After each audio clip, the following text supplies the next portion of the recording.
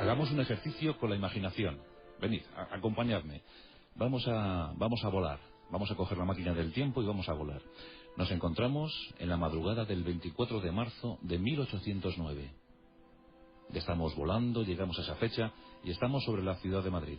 Una ciudad ya ocupada por las tropas de Napoleón. En ese año 1809, la guerra de la independencia es un hecho. Hay diferentes contingentes bélicos luchando a lo largo y ancho de toda la península ibérica. Pero Madrid es una ciudad ya pacificada, una ciudad ocupada. Vamos a bajar un poquito más, vamos a meternos por los vericuetos de sus calles. Calles lúgubres, calles insanas, calles recónditas. Nos estamos acercando a la calle Segovia, donde antes se encontraba el antiguo emplazamiento de la fábrica de la moneda. En la calle Segovia llega al mundo un bebé. Le van a poner de nombre Mariano José de Larra. Ha nacido el 24 de marzo de 1809. Este muchacho que asombrará a propios y extraños. Este muchacho afrancesado que deslumbrará al mundo. En una breve existencia. Ni siquiera llegó a cumplir los 28 años.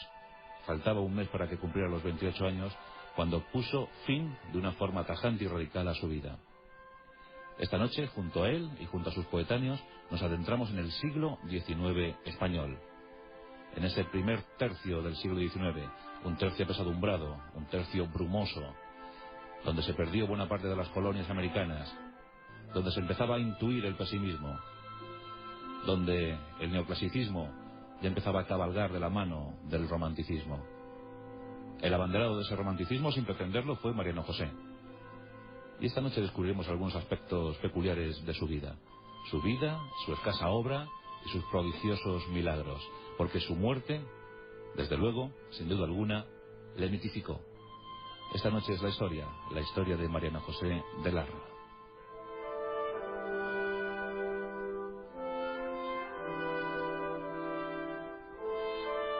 Madrid, una constante en la vida de Mariano José, una constante. Con sus tres calles, la de nacimiento, la calle Segovia, la de vivir, la de convivir, la de transitar por la vida, esa calle Caballero de Gracia, número 21, y la de morir, la calle Santa Clara, número 3. Son sus tres calles fundamentales. Pero eso no le resta peripecia vital por el mundo, porque la tuvo, ya lo creo que la tuvo. Como os digo, nació en 1809. Su padre era doctor afrancesado, doctor médico que trabajaba al servicio de las tropas napoleónicas. Muchos españoles estaban conformes con lo que estaba ocurriendo. Estaban conformes con que reinara José I, José Bonaparte, Pepe Botella llamado por el vulgo. Un buen rey sin duda alguna, con excelentes apuntes para el gobierno de este país, demasiado atrasado, demasiado adentrado todavía en el feudalismo. Porque sí, aunque era el siglo XIX, aunque ya estábamos viviendo con total euforia la Ilustración, España todavía seguía muy anquilosada en esos anacrónicos siglos del feudalismo. Había que provocar un cambio, había que provocar una auténtica revolución. Y desde luego, desde los periódicos, desde los libros, desde las proclamas, desde las constituciones, se iba a conseguir.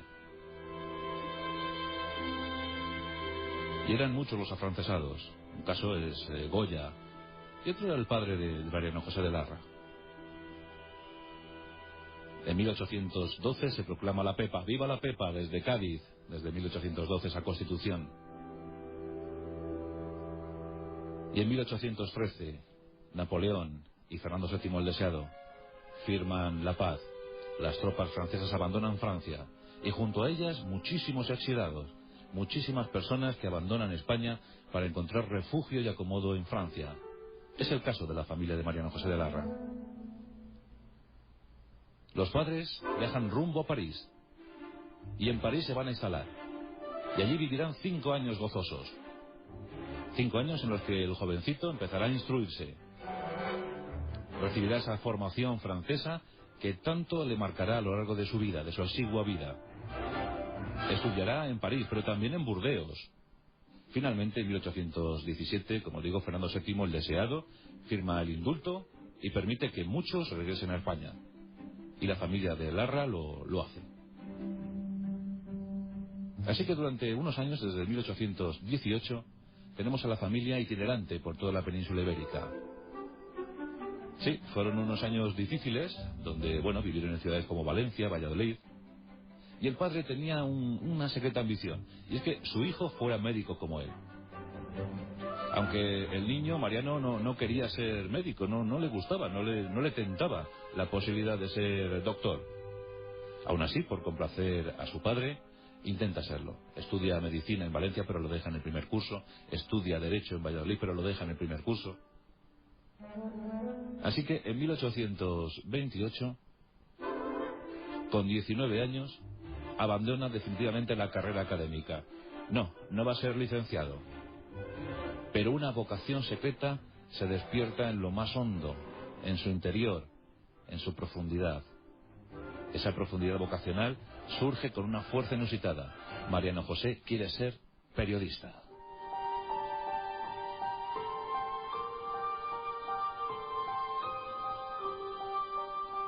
Qué curioso es el destino, qué sorprendente es la historia. Mariano José de Larra, Gustavo Adolfo Bécquer, José de Espronceda han pasado a la historia como grandes poetas.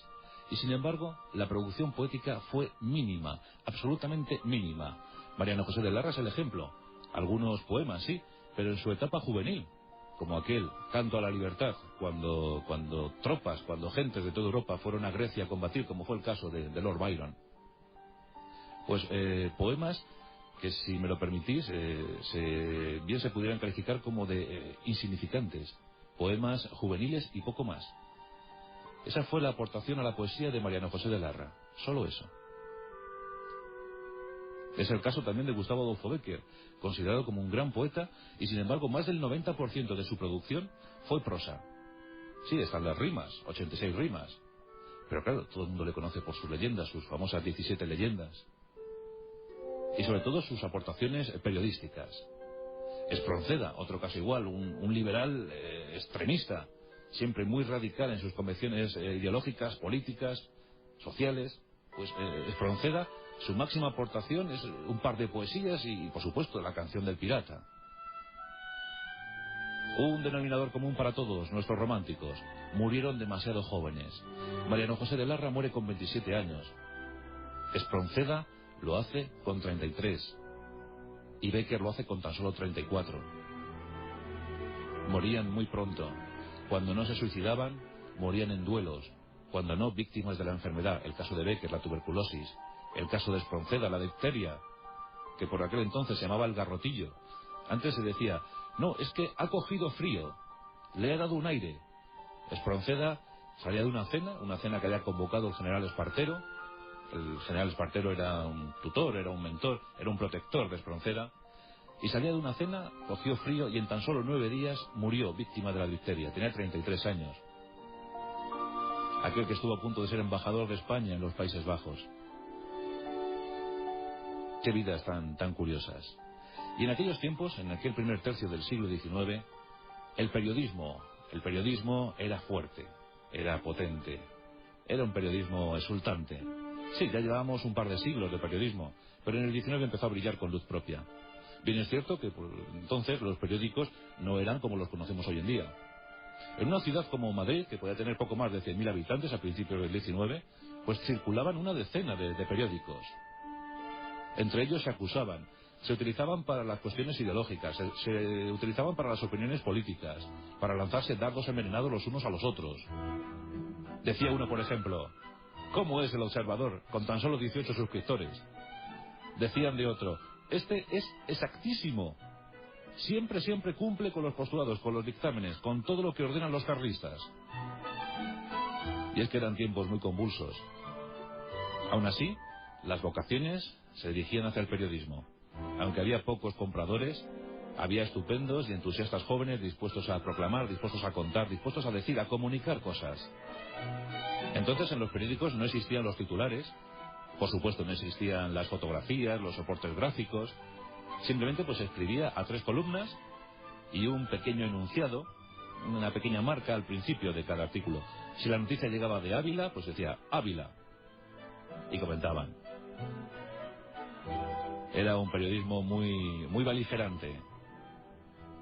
Ya os digo que era muy frecuente que muchas veces un columnista enviara a sus padrinos a otro columnista que escribía en el periódico antagonista de este y se batían en duelo, dando como consecuencia la muerte de uno de los dos. El honor, siempre el honor, había que salvaguardar el honor. Y Madrid debía ser cambiado. Necesitaba el aliento de jóvenes reformistas, y era el caso de Mariano José de Larra. Porque Larra era un insurgente, Larra era belicoso, era impulsivo, pero amante de la independencia, amante de la libertad. Y eso le provocó algunos disgustos, porque muchas veces, pues sí, se mostraba de acuerdo con los liberales, pero a lo mejor era demasiado progresista. Otras veces se acercaba a las posturas conservadoras. Sí, esa ambigüedad política siempre le provocó mucha confusión mental. Se cuenta que al final de sus días, Mariano José de Larra era un ser atormentado porque veía que todos sus esfuerzos eran infructuosos, que por mucho que se esforzara él y sus coetáneos, sus compañeros, pues no se conseguía cambiar la sociedad española. Seguía demasiado inspirada por el feudalismo.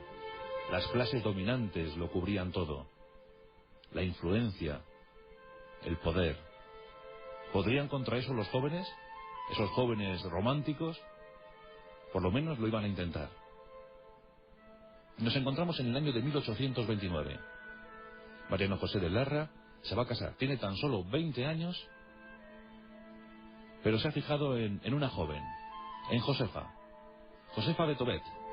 Beethoven es un apellido ilustre, un apellido de toda la vida. Tienen alguna fortuna personal. Y Josefa, pues es una muchacha espléndida. Con Josefa se casa en ese año de 1829, pero la relación va a durar muy poco, apenas 5 años.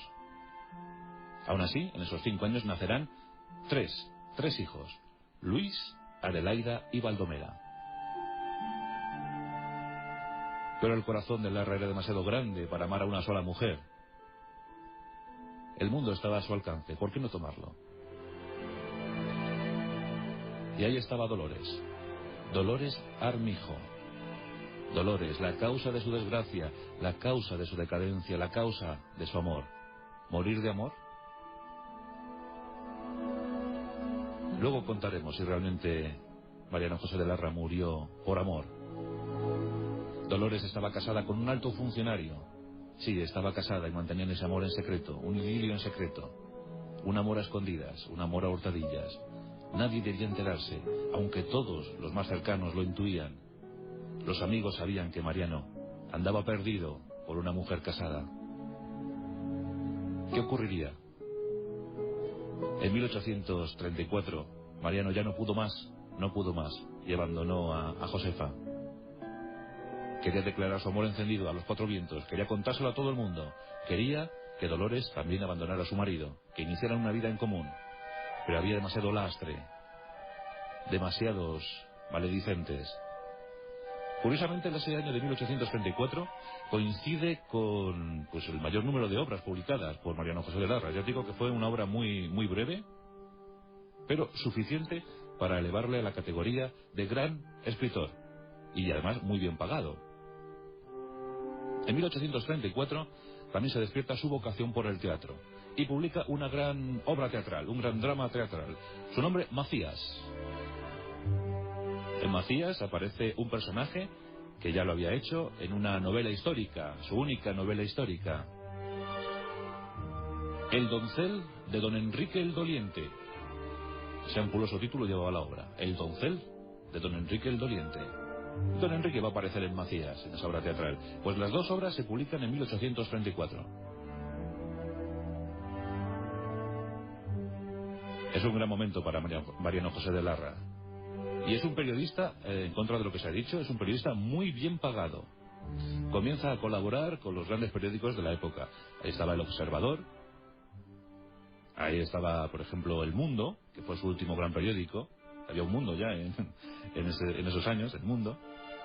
También publicaba en El Mensajero de las Damas, publicaba en la Revista Española, en El Español, en El Observador, como ya hemos dicho, en El Redactor General. O sea que eran muchos los periódicos que solicitaban la pluma, que solicitaban los artículos de Mariano José de Larra. Eso sí, dicen los críticos que era un pelín vago, que le costaba muchísimo publicar. Es el caso cuando ficha por el diario El Mundo, en 1836, el contrato es inmenso, porque fijaos que una suscripción de la época a un periódico, una suscripción anual, era de unos 20 reales. Bueno, pues a Mariano José de Larra, el diario El Mundo le ficha por 20.000 reales al año. La obligación de Mariano José es publicar 12 artículos cada mes. Más tarde diría algún crítico que los artículos publicados por Mariano José nunca fueron superiores a 6. Pero bueno, es lo de menos. Y aquí tenemos el gran esplendor para Mariano José de Larra. Porque sí, aquí tenemos a un Mariano José en tres vertientes muy distintas, pero además muy queridas por él. Por un lado, la costumbrista. Él decía: el costumbrismo es sin duda alguna el gran género literario. Es obligación de cualquier autor escribir sobre lo que ve, sobre lo que vive, sobre las sensaciones que recibe. Eso quedará plasmado para el futuro. Eso reflejará nuestra época, nuestra deprimente época. Las generaciones futuras sabrán cómo hemos sido, gracias al costumbrismo. También se dedica a la crítica literaria y teatral. Dicen que aquí se divertía muchísimo. Y por supuesto tiene también su faceta como, pues columnista político, la opinión política. Ya os digo que era un gran liberal. Y es que la época se prestaba a ello. Fijaos que hemos atravesado la época napoleónica entre 1808 y 1813-14. Y son tiempos difíciles. Fernando VII se hace con el poder, pero nada más llegar a suprime la Constitución de Cádiz, la de 1812, la Pepa. Y eso provoca mucha revuelta, sobre todo entre algunas facciones del ejército. Tenemos, por ejemplo, el pronunciamiento de Cabezas de San Juan. Aquí está el general Riego, aquí está este gran hombre, Rafael de Riego, que su himno, por cierto, será el himno de la Segunda República Española. Pues el pronunciamiento de Riego provoca que el mismísimo rey Fernando VII, atemorizado por lo que estaba ocurriendo, decida de nuevo decida adoptar la lealtad a la Constitución de 1812. Será el fastuoso, el gran trienio liberal, entre 1820 y 1823. En este trienio, por ejemplo, será abolida definitivamente una lacra del pasado, la Santa Inquisición. Fijaos en qué momento estamos de la historia. Todavía en el 19 existía la Inquisición, la Santa Inquisición. Pues gracias a Riego es abolida la Inquisición. Es un momento muy, muy, muy interesante para la historia española. Pero los absolutistas no estaban por la labor. En 1823 entran tropas desde Francia. Entran los 100.000 hijos de San Luis. El absolutismo vuelve a tomar las riendas del poder. Riego es ejecutado en la Plaza de la Cebada en Madrid. Comienza la década ominiosa. Durante 10 años los liberales salen al exilio. En el Reino Unido son acogidos. Incluso el Reino Unido les da pensiones. Les da pensiones para que puedan vivir dignamente. Y muchos liberales españoles tienen que huir.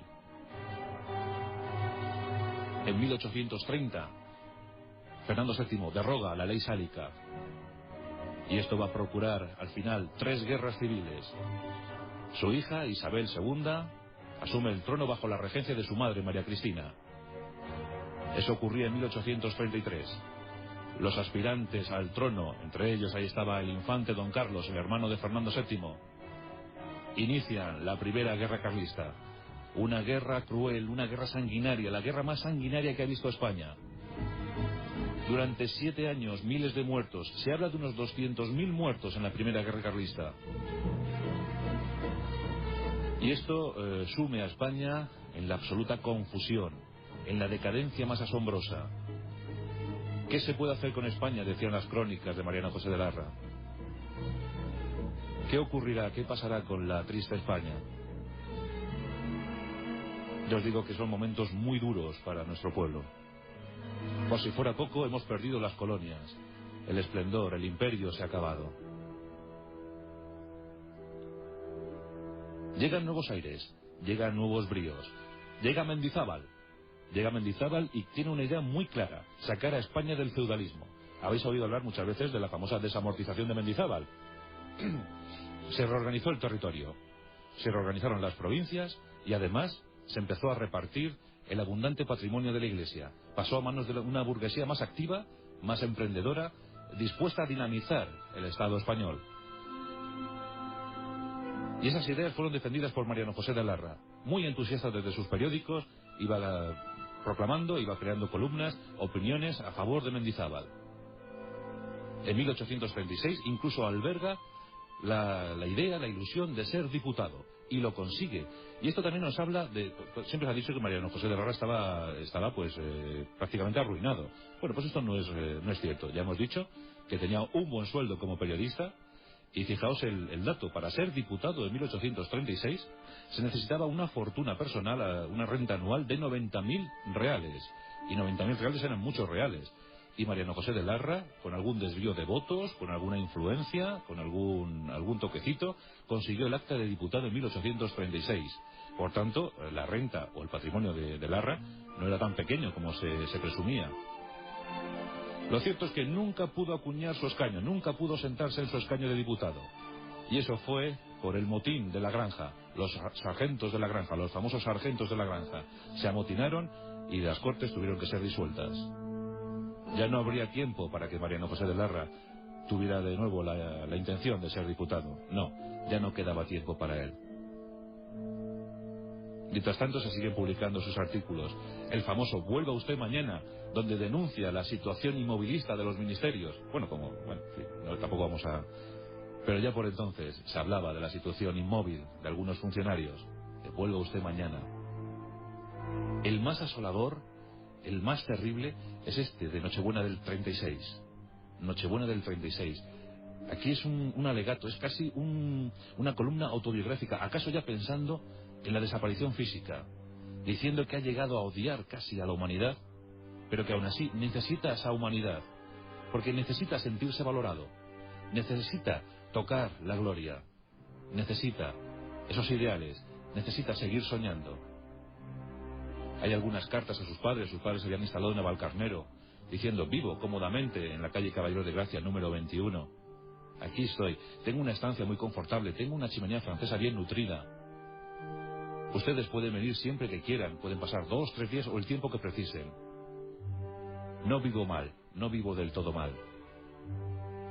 Pero retomemos la historia de Dolores Armijo, su eterno amor, aquel que le inspiró tanto.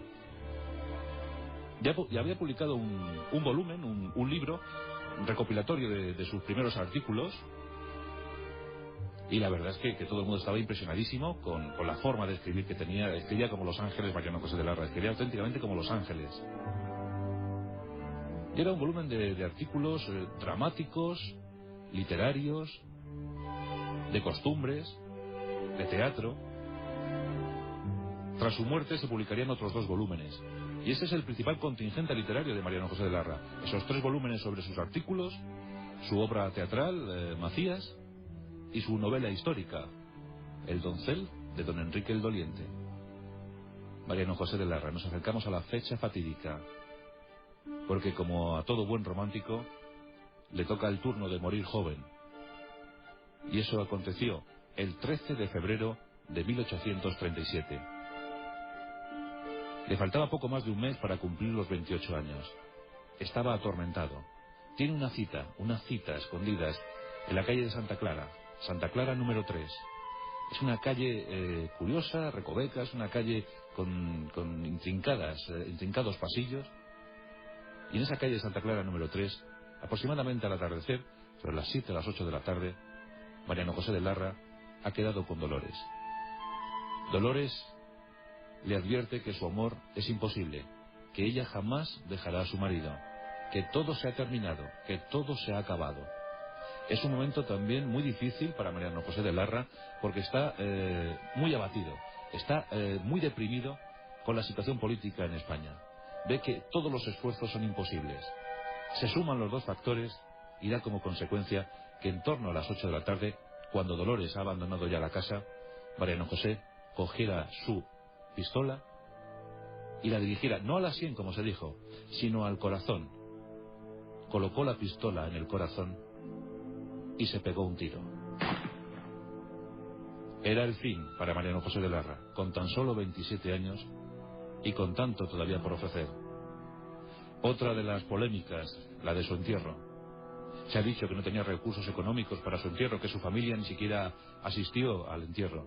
Bueno, pues nada más lejos de la realidad. Como os digo, los padres vivían en Navalcarnero y entonces pues los servicios de mensajería, los servicios de correos no eran todo lo eficientes que son hoy en día. Tardaron más de un día en llegar a Navalcarnero a comunicar el dato. Mientras tanto, el cuerpo de Mariano José de Larra había sido expuesto en la iglesia de Santiago. Tenían que buscar recursos económicos para su entierro. Y así lo hicieron. Y fueron los jóvenes literatos de Madrid, los jóvenes aficionados a la literatura, los seguidores de Mariano José de Larra, los amigos, los coetáneos de Mariano José, los que aportaron el dinero necesario para un entierro vistoso. Todos lloraron la muerte de Mariano José, tenía muchísimos amigos. Sus periódicos se hicieron escaso eco, en uno de ellos 4 líneas, en el otro 14... Pero desde luego los jóvenes proclamaron a voz en grito que había muerto uno de los grandes del periodismo, un gran reformador, un impulsor de ese periodismo moderno, Mariano José de Larra. Fue enterrado con todos los honores. Y años más tarde, su cuerpo fue llevado al cementerio de San Justo, donde le enterraron al lado pues de personajes como José de Espronceda, y luego más tarde don Ramón Gómez de la Serna, otro gran padre del periodismo. Y allí están los tres en un panteón de hombres ilustres junto a otros. Allí están, para memoria de los siglos, para memoria de todos, para homenaje de todos. Y por cierto, se utilizó una frase bíblica para que iluminara todas las tumbas. La frase decía: dichoso el hombre que ha encontrado la sabiduría. Y es cierto que estos románticos encontraron la sabiduría. Y a lo mejor, al encontrarla demasiado jóvenes, optaron por acabar pronto. Porque la ilusión no se les agotara. Por vivir con intensidad hasta el último minuto, hasta el último segundo. Y que nada les desmoronara, que nada les desviara de esa ilusión, de ese ideal, de ese afán por cambiar las cosas, por renovar las cosas, porque se moviera de una vez por todas la sociedad española. El esfuerzo de Mariano José de Larra no fue estéril. Muchos tomaron el testigo, muchos jóvenes se lanzaron a los periódicos, muchos siguieron escribiendo, siguieron proclamando la verdad. Y ese es el testigo que nos ha pasado a nosotros en el siglo XXI. Esa es la misión que tenemos muchos que nos dedicamos a la comunicación. Seguir empeñados en eso, en comunicar, en transmitir, en hacer vibrar, en hacer sentir, como lo hizo Mariano José de Larra, como lo hizo José de Espronceda, tan extremista, tan liberal, como lo hizo Gustavo Adolfo Bécquer, atormentado por su tuberculosis, atormentado por el amor que nunca tuvo, porque dicen que escribió a una mujer que nunca existió, y que de ahí salía su melancolía. El último día de Gustavo Adolfo Bécquer fue en un tranvía, en 1870, cerca de las Navidades de 1870. Estaba ya tremendamente cogido por la tuberculosis, la venía arrastrando desde hace 13 años, y pidió que le llevaran a la parte descubierta de un tranvía. En Madrid estaba nevando, nevaba como nunca, y Gustavo Adolfo Bécquer quedó cubierto por la nieve. A los pocos días murió. Optó por esa muerte. ¿Fue una forma de elegir la muerte? Posiblemente quiso acabar de una vez por todas, porque ya claro, tenía una edad muy extrema, tenía ya 34 años. Los románticos españoles, aquellos que nos prepararon para los desastres del 98, aquellos que iluminaron un camino por el que se adentraron muchísimas generaciones. Desde aquí nuestro homenaje para ese jovencito de 27 años, Mariano José de Larra. Desde luego que prometemos un paseo muy detenido por esa calle de Santa Clara, la calle de Santa Clara número 3, donde anduvo un caballero de gracia y de romanticismo.